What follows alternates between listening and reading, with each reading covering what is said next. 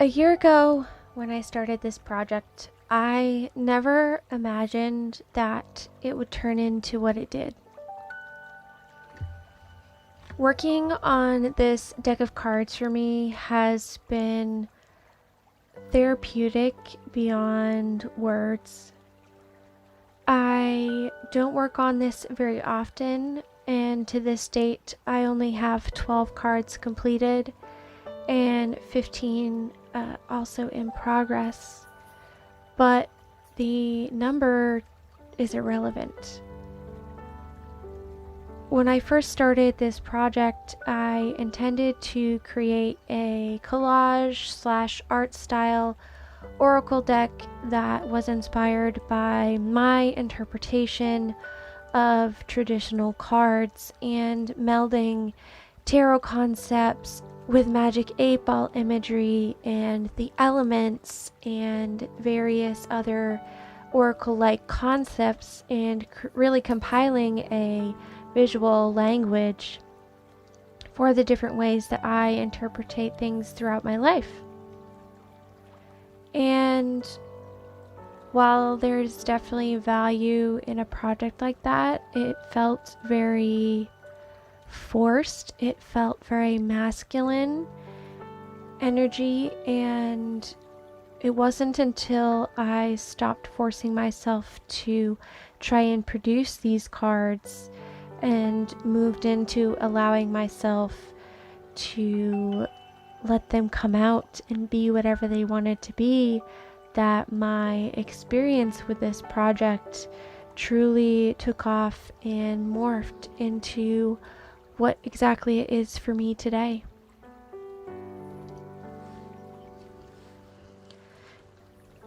This deck of cards is not for anyone but me, so I use a variety of magazine images and stickers and paint and marks, and meld it all together to create a visual representation of different areas of my life that I'm working on. Some of them represent reminders that I often need to give myself, like this Stay Grounded card.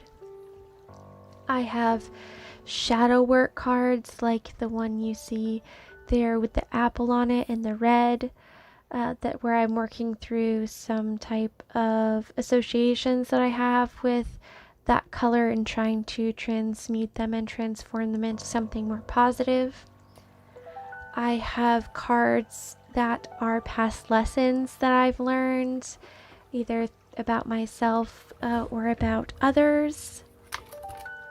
I have cards that remind me that I am connected with a source that is greater than I am, and to be daring enough and trusting enough to expand my perception and my hopes and dreams beyond that which I can see in my immediate future.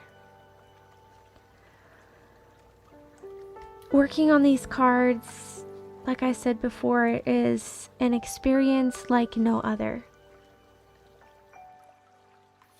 The slow, methodical adding of each element, going through and choosing different images that are speaking to me at the time, and then taking those images and allowing them to layer and to build on each card and to slowly tell me what it is that I need to be working on. I never sit down to work on this project. Well, never say never, but up until this point, I don't sit down to work on this project with a particular theme or card in mind. I usually start by adding onto cards that I've already started, either adding a title or doodles and expanding on the images that are already laid down, or I will go ahead and start new cards with new base images and let them speak to me and whisper to me what it is that they're wanting to bring forth and remind me of.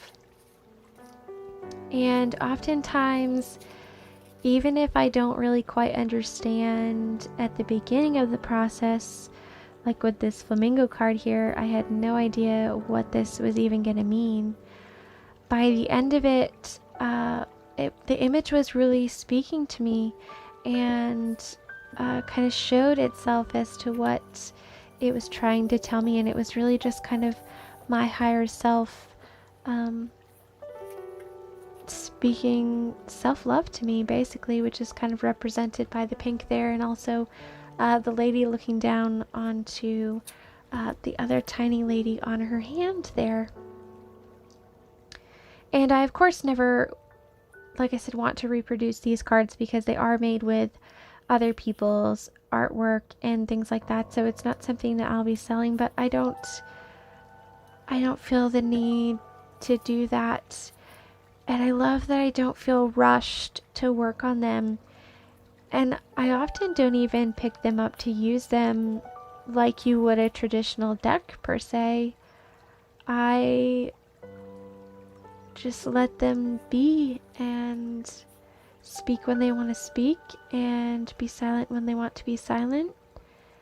And I look forward to one day having a deck of cards that is almost like a book of shadows or a grimoire of sorts, where each card holds hidden meaning that's just for me, and where there's layers upon layers of work and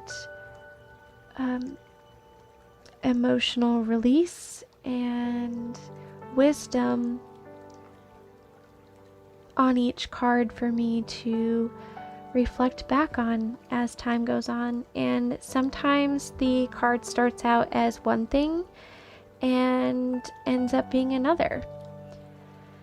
And sometimes I go too far with it and I don't like how the card ends up coming out. And I think that's okay. I think making ugly art is necessary. It's part of the process, especially when you're doing it in this very intentional, therapeutic way.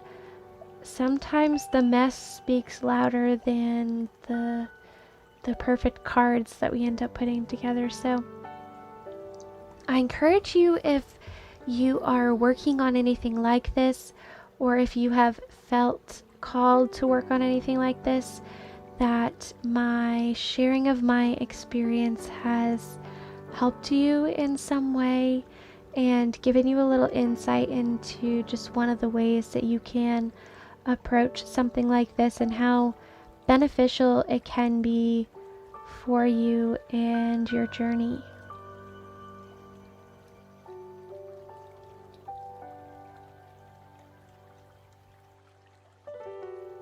This is not something that you have to dedicate a whole deck of cards to. You don't need to commit to such a large and long-term project. You could just simply pick a couple pages within maybe a journal that you have and work on those throughout the life of the journal and see how that kind of unfolds for you and what stories it tells about your journey and where you've been and where you're going and all of the beautiful little bits in between.